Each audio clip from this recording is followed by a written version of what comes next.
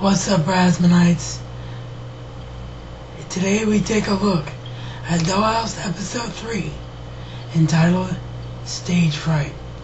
That's all coming up right now on the Razman's Reality.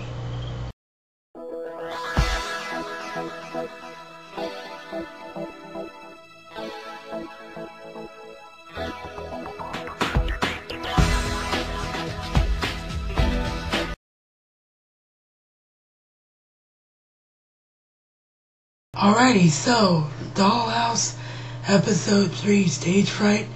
Before I get going with that though, just a real quick announcement here, because it's perfectly tied in to Dollhouse and what's going on with the channel.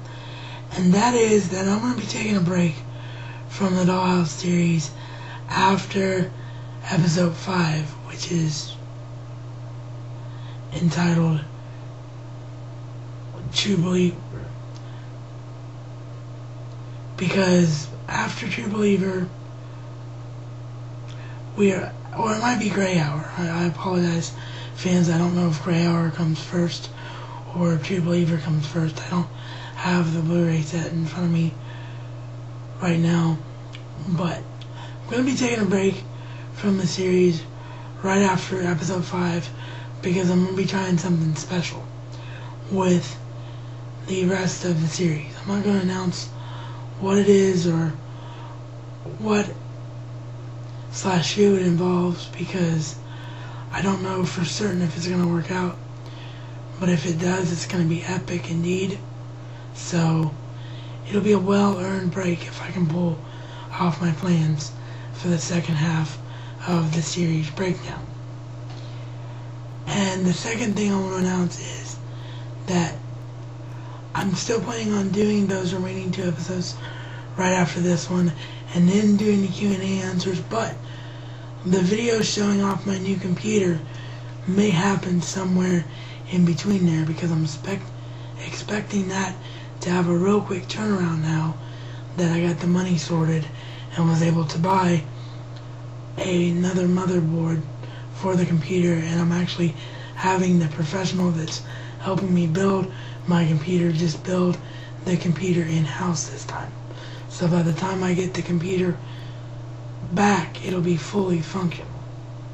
So I'm expecting a really quick turnaround. Okay, so Dollhouse Episode 3, Stage Fright. Here's the thing. Rather innovative concept. Because the concept of the show is Echo's engagement is that she's assigned to guard a singer who is a huge singer, sort of like in the tween genre, sort of like, I don't know, Lady Gaga or Shakira or Carrie Underwood from the country standpoint. She's like the biggest thing going.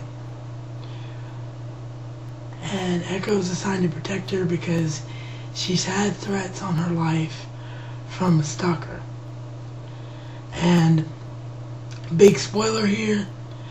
Again, let me remind you, if you haven't seen the show, you shouldn't be watching these episodes. You should come back to these episodes after you've seen the show, because this is a breakdown of the episodes, which means I don't hold anything back. So that's why the Dollhouse is a Real playlist is there.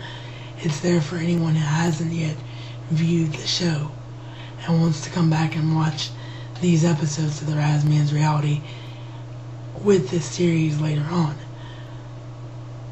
What happens is that Echo discovers that the singer is not actually in danger from a stalkerish fan, which is what they portrayed on the outset of the episode, but rather she's in danger from herself. She is the one causing these problems. She is the one that wants her life to end because she's incredibly depressed and doesn't, I guess, like stardom and the way she's being controlled and whatnot. So Echo was not programmed to be a bodyguard per se. She's programmed to be a backup singer with bodyguard instincts, So she doesn't really know that she's there to protect the singer. Really, she just does it out of instinct. So when she discovers that the singer is actually putting herself in danger, she actually kidnaps the singer, takes the singer to a stalker, and is like, here, you want to die, now you can die. And in the process, they sent the dollhouse, that is, they sent Sierra, who is another doll, out to try and help Echo, because they were afraid that Echo would go off mission, and they didn't want to endanger an actual human being, which is again where the lines of this show sometimes get blurry, but we'll get into that when the series concludes. But they sent a doll in to do for a dangerous thing that they didn't want to send a real fan into. So the stalker kidnaps the other doll, not knowing she's a doll, and Echo takes the singer to the stalker and is like, here, you want to die, now you can die. Well, once her life is in danger, the singer realizes that she doesn't want to die, and mission complete, she's out of danger all as well. Now here's the problem with this episode. Innovative concept, you never really get to see that side of singers. You know, you always hear about the music industry being glamorous and nothing ever goes wrong and everything's just all peaches and cream all the time. But the problem is that they took a crappy concept, they took a good concept and had it ruined by crappy acting. I'm sorry. The acting in this episode is just piss poor. I mean, there's no other way to be politically correct about it. It's just piss poor. The girl playing the singer, I can't even remember the character's name, that's why I keep saying singer, but the girl that played her, she just didn't capture my emotion. She didn't really seem like she was that disturbed of an individual. It was like something that a little kid would write. I was talking to a friend of mine who's seen the show, and he's like, a 4-year-old could have written this episode, and I agree with him, because it just wasn't good.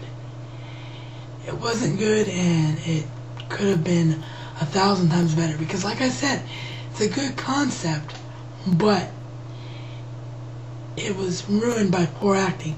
The only highlight of this episode is that you discover that Elijah Dushku has a pretty decent voice. She should think about putting out a record, because she actually sings pretty well in the episode.